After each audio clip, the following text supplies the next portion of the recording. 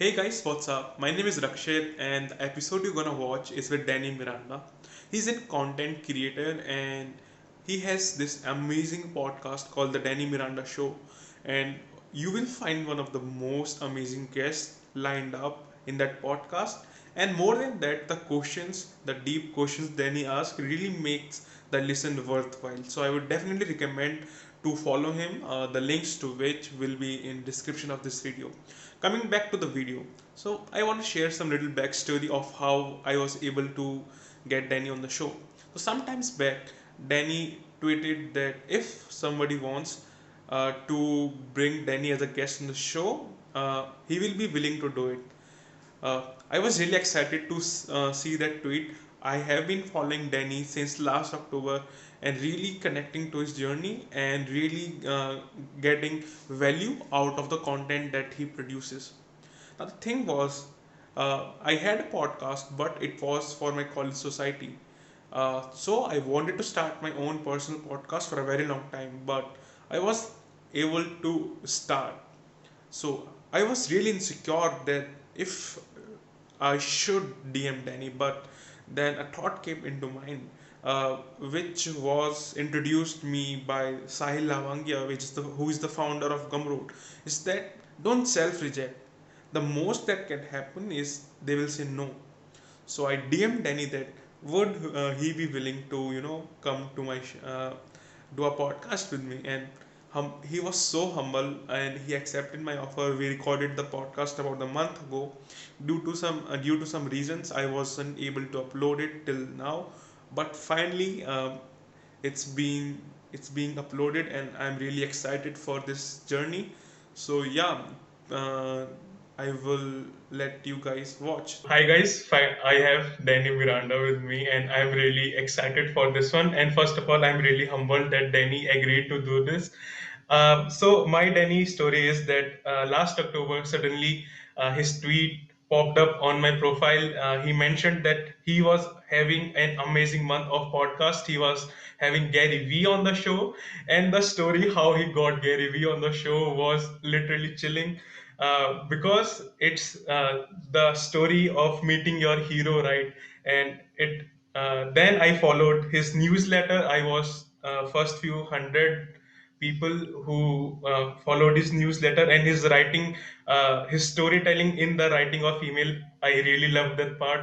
And I really connect to his journey. And he has a show called Danny Miranda podcast, and on his show he has hosted some of my favorite people who I take inspiration from. For example, Jack Butcher, Eric Jorgensen, David Perel, Kamal Ravikant, Ali Abdal. And it really is exciting to see a person putting his journey out on internet and providing value to other people along the way. So yeah, thank you, Danny, for doing I'm this. so humbled and honored that you've been following the journey. Thank you for those kind words. And I really appreciate it, man, from the bottom of my heart that you've been paying attention and on the newsletter and listening to the podcast.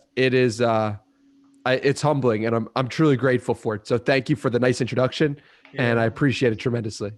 So yeah, so I somehow tried to find what's your journey like. So I got to know that while you were in college, like every other college kid, you had that inspiration to fucking make money and get that bread, and you tried your hands on drop shipping. And then what happens after that? Tell us a little bit about your starting of journey. Yeah, so I was into drop shipping and e-commerce and making money, and then there was a point when I realized that it didn't feed my soul and it didn't feed who I was as a human being. And it's really hard, right? Because whenever you build your identity up in a certain area, you're going to feel like, okay, I have to do this. I have to keep going. And then another part of you is saying, I don't want to do this. This isn't me. This isn't who I am. And Right. so that conversation with myself was very difficult. And it was a journey of discovering myself and finding myself.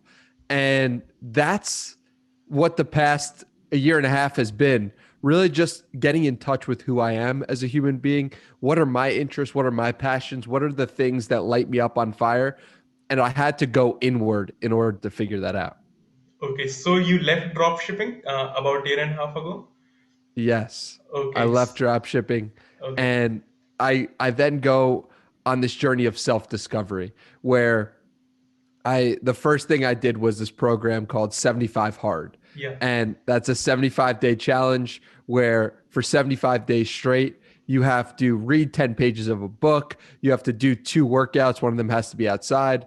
You have to follow a diet, no alcohol, take a progress picture of yourself, and drink 1 gallon of water. And you have to do that for 75 days straight. yeah. And that was the first thing I did once I stopped drop shipping. I was like, I need to do something difficult. I need to challenge myself. And it was that time when I started 75 Hard that I started meditating on a consistent basis and Okay, going inward 20 minutes in the morning, just listening to myself. What do I think? What is inside me?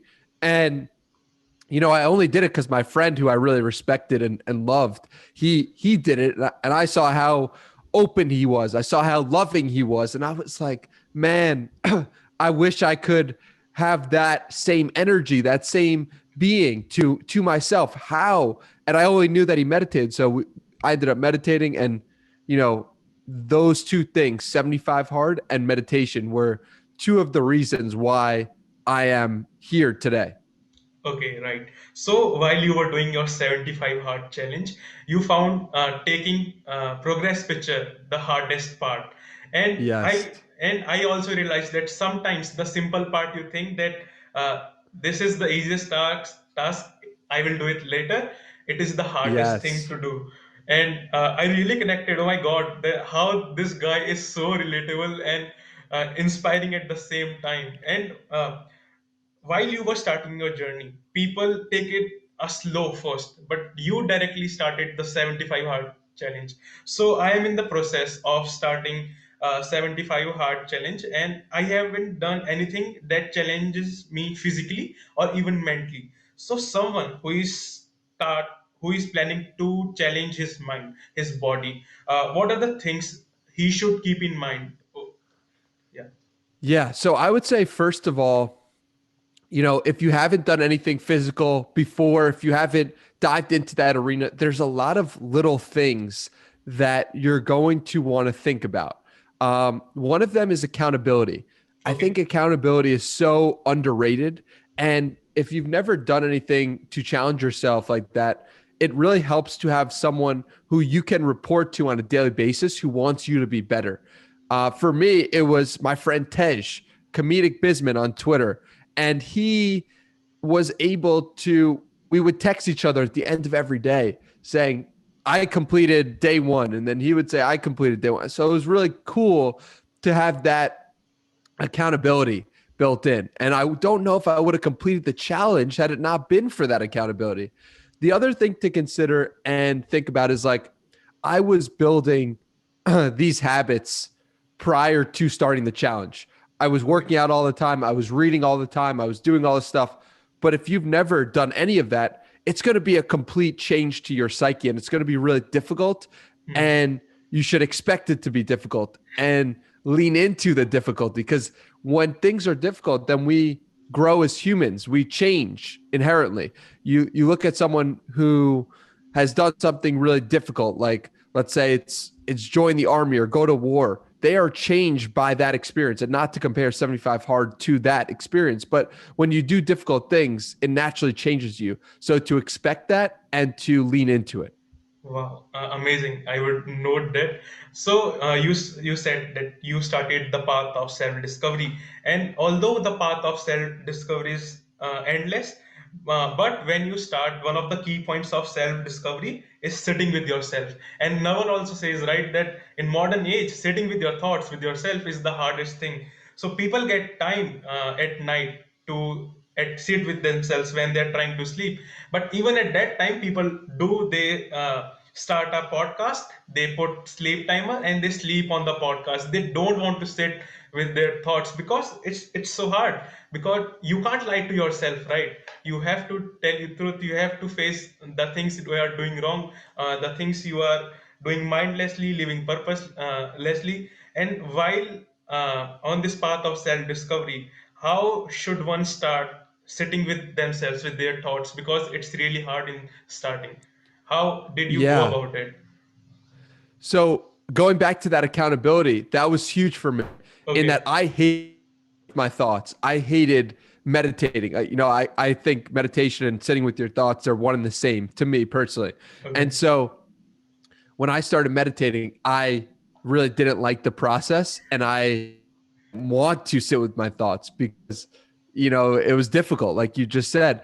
And it helped to have someone in my corner who I knew that had done this before. And that was really helpful for me.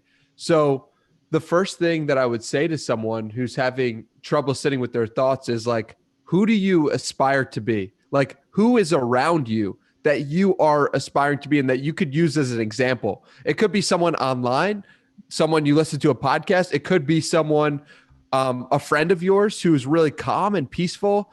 But, like, I think it's really helpful to find an example of what you want to be like and a real example. And I've never actually said that or thought about that until this conversation. So thank you for making me and sparking that thought. No, no. Oh, wow. I love that. So it's the moment of David Perel for me when he said that it's newest questions that have been asked from since a year. And the podcast with David Perel was really interesting. I will come to that later. But while you sit with your thoughts, so you ask the purpose of your life to yourself.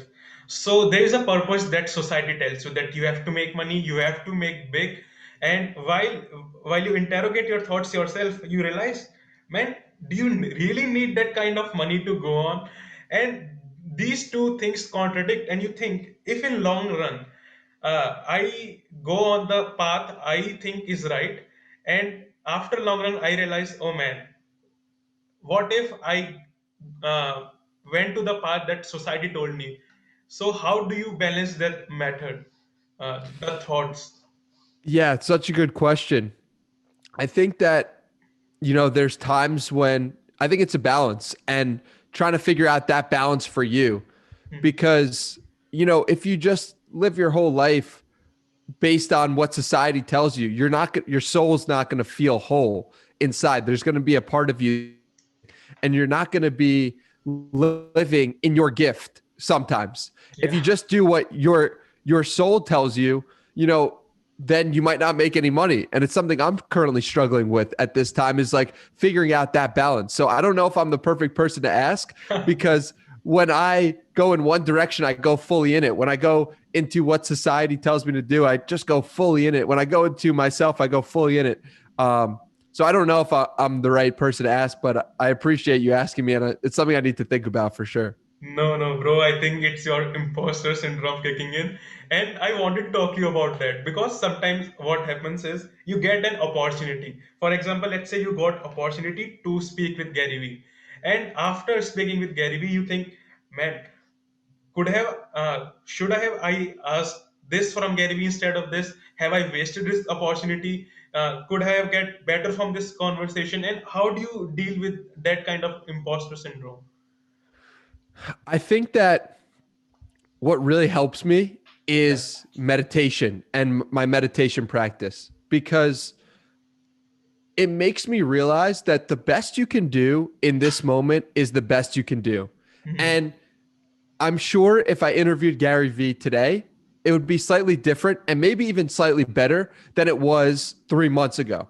But that's the part of getting better and improving and putting one foot in front of the other. And if I could say that, oh, in a year from now, I'd interview Gary Vee better than today, then it shows that I'm getting better as an interviewer. It shows I'm getting better as a podcaster. Yeah. So the thing is, it's like if we do the best that we can do in every moment, then we can't complain or be upset because that's the best you could possibly do in this moment. Yeah. So that's how I think about it. Yeah, sometimes I feel that we also compare ourselves to others, and that's where sometimes our imposter syndrome comes. So suppose you compare yourself with Tim Ferriss or Joe Rogan, and you have said they have 20 years, more than 20 years of experience Yes. with them. So I think Gary also says that don't compare your chapter 1 to their chapter 20. I Mm-hmm. think that really helps. What do you think? Yeah, 100%. I think that all the time when I look at someone's Twitter page and I'm like, wow, this person's got 1 million followers. And then I stop and think about like all the years of work that they put in to get to that point. And normally it's someone in their 30s or 40s or 50s or 60s. And it makes me stop for a second and be like, oh, wow. Like that's what this person did. Like the years and years and years of work got them to that point. Yeah. And so that I constantly think about that. Yeah, so I think it's playing of the long term game that Naval speaks, right? But what happens in playing long term game is it's like stock market. In options, you may get 100% results, but if you want to be an investor, you have to deal with 10% compounded interest over time, and it deals with your psyche. It contradicts with the psyche because what happens with me is you don't get instant feedback. You have to tell yourself that, bro, play for the long term, it will pay in the long term. But uh, even if I say this, it uh, plays with your mind, because your mind tells, what if you take a bigger risk, even not bigger risk, you do something else that get results tomorrow instead of say 20 years, 40 years. So I think you also believe in the long term game. How do you deal with this feedback loop we all stuck in? You know, Naval said something that has stuck with me for a while, which, you know, Naval's, I don't know how old he is, 40s, maybe he's 50s, not sure exactly, but, you know, he moved to San Francisco or lived in San Francisco when he was 20, in his 20s. Mhm. And he said recently, or in the past, I don't know, 5 years, like, you know, everyone who's 20 or in their 20s and you see them as a hustler and they're a hard worker and they're smart and they're going about things the right way, those people are all going to win. Like everyone who you think is going to win. And that made me stop for a second Yeah. because I believe in my heart of hearts that I'm one of those people. So even if the Danny Miranda podcast doesn't work out, even if these things and opportunities don't go the way I expect them to, it's like there's a level of comfort I get from knowing like Naval's seen this game before Yeah. and this is what he believes is going to happen. So that's how I think about like missing out on the next big opportunity is like if you believe in your heart that you're a winner, and winner doesn't necessarily mean financially, right? It could mean happiness. Like, Yeah. are you whole? Like, that makes me feel a lot better when I see a big opportunity that I quote unquote miss out on. Yeah, I think, bro, you are definitely a winner. You are winner already. You have come up so much, and you are gonna win in long term. Definitely, I think so many people tweet to you, right? That, oh my God, what he's doing right now is great, and in long term, it would be much much greater. So I think I love long term game. So another thing I wanted to talk to you about is the peers or the friends uh, we have, right? So not every friend you had or you have is on the path of self discovery or living mindfully, and they waste their life. But due to this social media, the wasted part of their life is shown by them little bit. They show the part they are wasting little bit, glorifying. They glorify the part they are wasting. Maybe that is self-fulfilling prophecy. But how do you deal with it when you see your friends glorifying their life while you are sitting working hard, and you think, bro, can I be in that party he's right now? How do you deal with that? My friends who are partying, Yeah, or maybe their path do not cross with you. yeah, uh, everyone's on their own path. mhm. Everyone is on their own journey. And Yeah. that is really helpful to think about and internalize when you look at someone else and you say, why are they doing what they're doing? Well, you know, normally it's a chance to look inward if you have a reaction that's negative towards someone.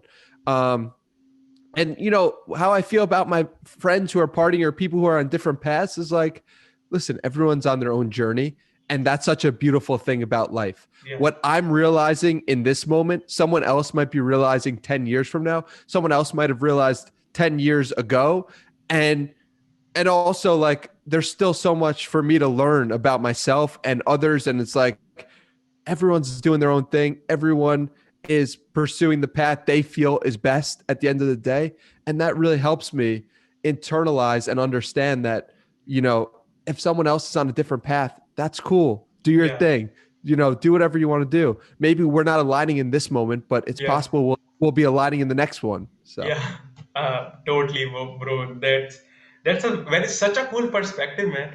I really like the perspective you just shared. So another question I wanted to ask is about internet. I think you and me, we both grew on internet, and internet is making this possible. I am in India, about 10 to 12,000 kilometers far away from you, and we are having this conversation. While there is so much hate. Everyone is living in their own bubble. How would you suggest one should make the best use of internet?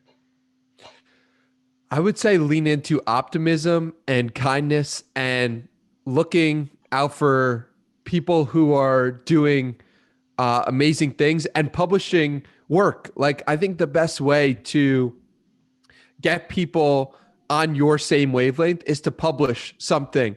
It doesn't necessarily need to be writing. It could be writing, audio, video, whatever it may be. If you're publishing things based on your interests, that is the best way to use the internet for good Yeah. and use the internet to connect with other people who are on your same wavelength.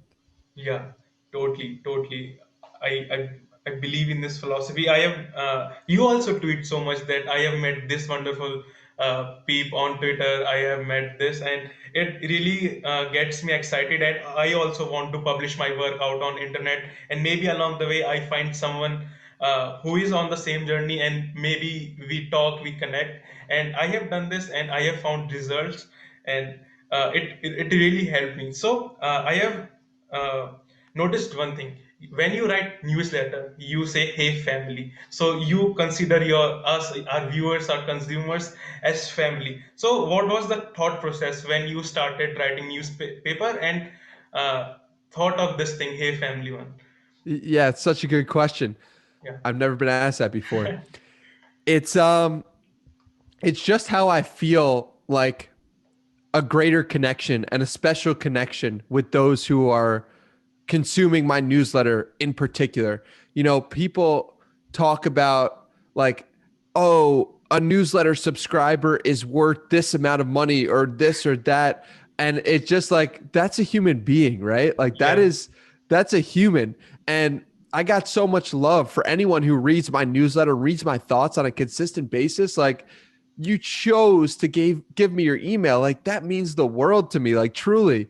And so I don't take that responsibility lightly. And I yeah. view those people who are reading my newsletter as a family, as a journey that we're going on together.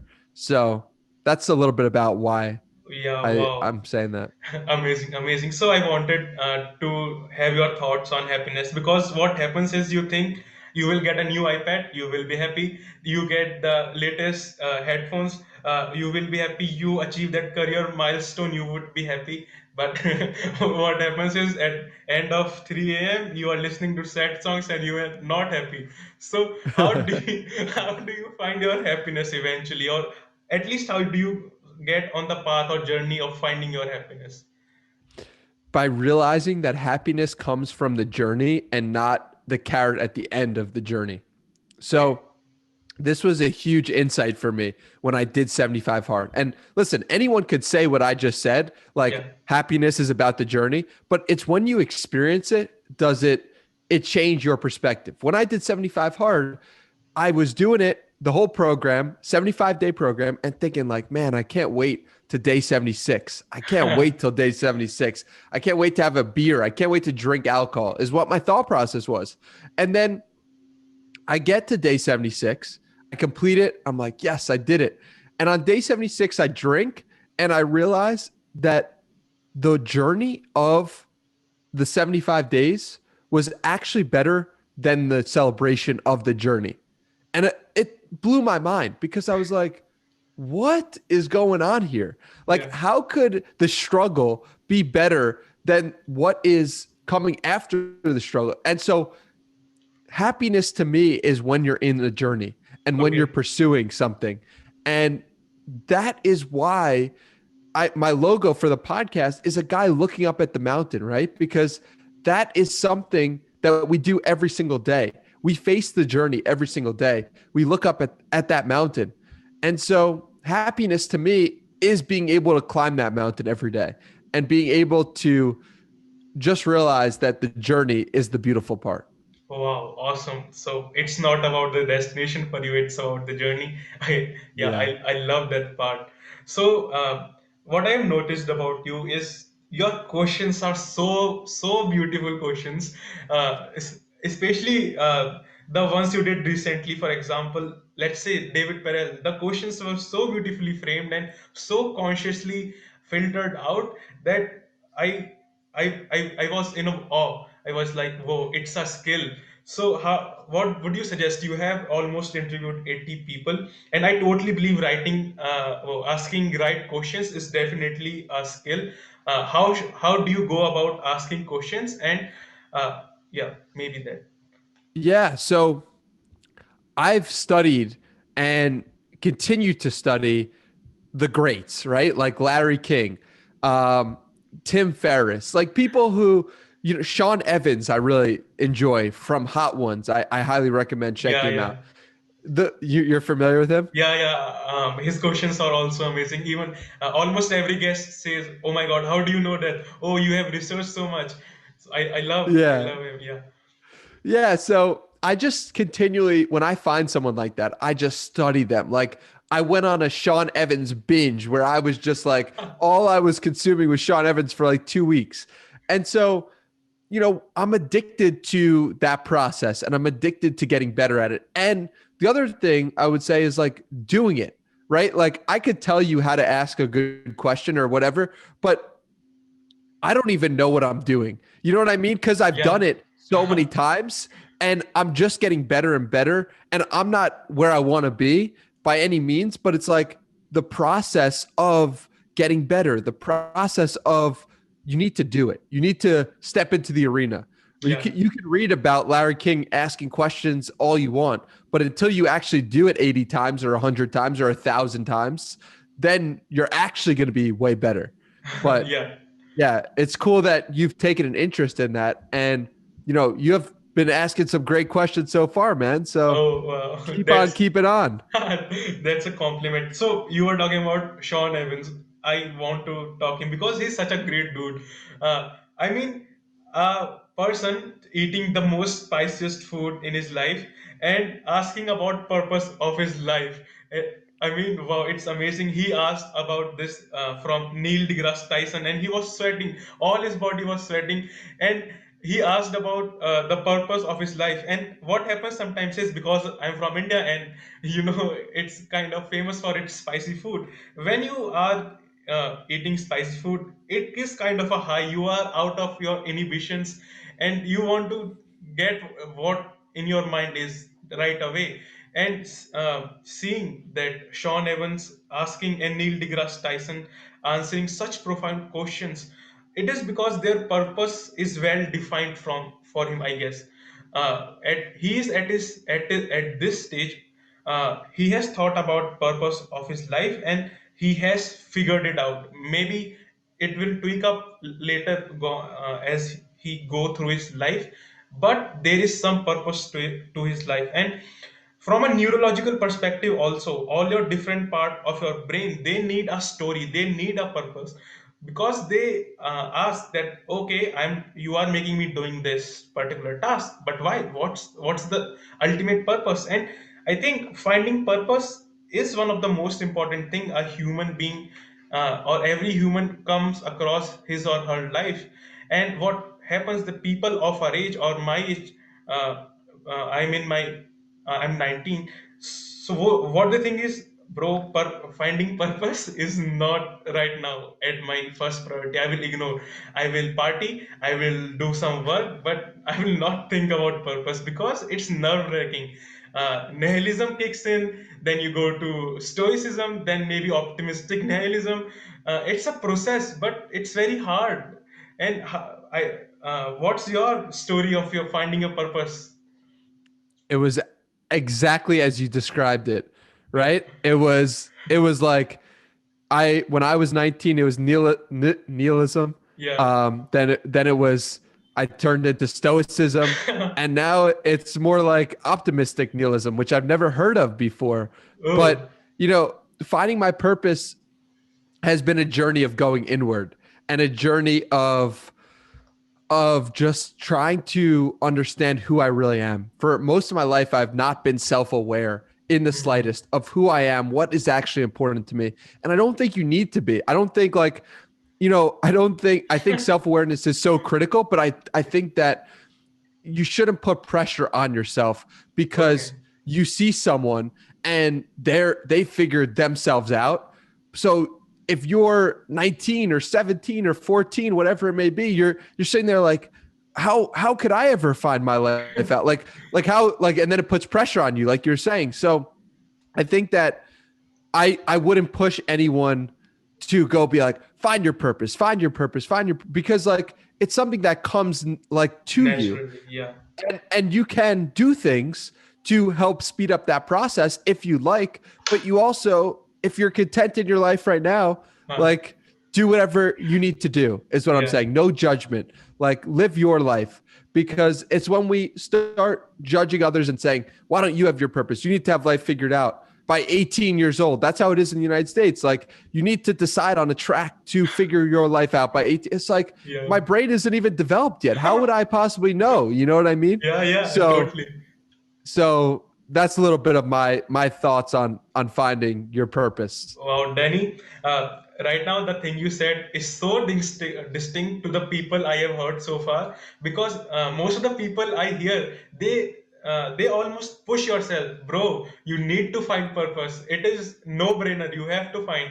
But you said something that is very heartwarming. That if you are content with yourself, no, it doesn't matter someone is self-aware or thing like that. If you are content, that is totally okay. And it connected with me because I will tell you, last year my grandmother passed and she died a peaceful death. But I used to think, man, she has no purpose. She is living her life mindlessly. She makes food, she feeds my grandfather, then sleeps, then another day for him. Maybe do some rituals, some spiritual thing, but not really. And then she died. Do I want to live a life like her? But I thought on this, because death of a person is of a closed one. It was the first death of my family, and I really thought about this. And at some point, I was like, man, it was her life. Maybe she was content with it, because I never saw her questioning her life purpose. For her, maybe the purpose was fulfilling my grandfather's need, of taking care of children and grandchildren, maybe, and then maybe peacefully die. And yeah, the thing you said, it instantly connected to that thought. What do you think about this? Well, my condolences about your grandmother, and that is exactly what I mean. That is perfectly talks about what I mean. And I want to add to that a story of this guy named Jason Khalipa, and he's a CrossFit star. And he was talking about his wife and how his wife had no purpose in life. And then his daughter gets brain cancer or Oh, some sort of cancer. And all of a sudden, his wife now had a real purpose to like make sure that, you know, their daughter could find life and continue living and have and be healthy, and then sit, and now their daughter's healthy, and the wife's purpose is to help the research for that process and raise money. So it's wow. like all of her life for 30 years or whatever, she didn't have a life's purpose. But then a situation she never could have wished upon herself gave it to her. And Yeah.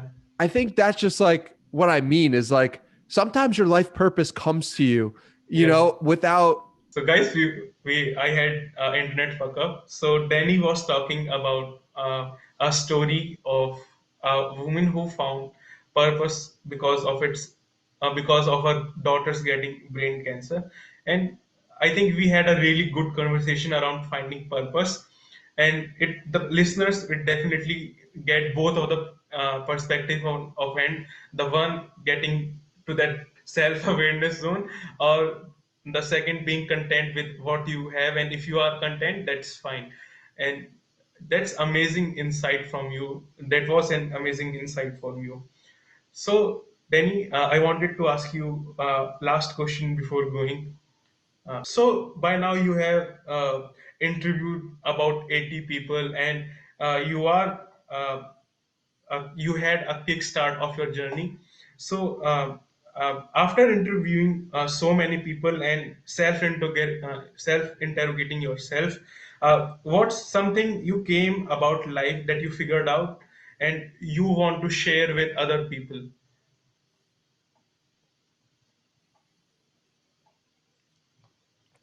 I would say love. Like in every moment, you can choose between fear and love. And sometimes we're not consciously making that decision.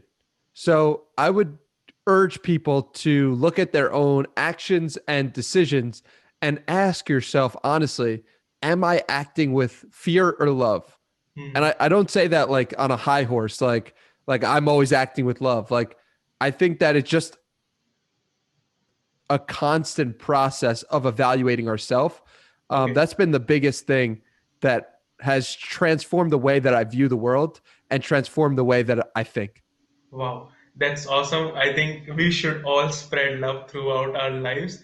And it was an amazing conversation and definitely one of the highs for this year. So, yeah, thank you so much. So, any last thing you want to say before going? No, I just really appreciate you taking the time. Just excited to connect with you, and I'm really grateful for the internet for making this connection happen. Yeah, Thank you definitely. for the incredible questions and thank you for your time, man. Thank you so much, Danny. It was amazing sending all the love from India to New York to you. And I wish a lot of success to your journey. I mean, you are on a great path. Yeah. Thank you. I Thank really you so appreciate it, much. man. I really Thank do.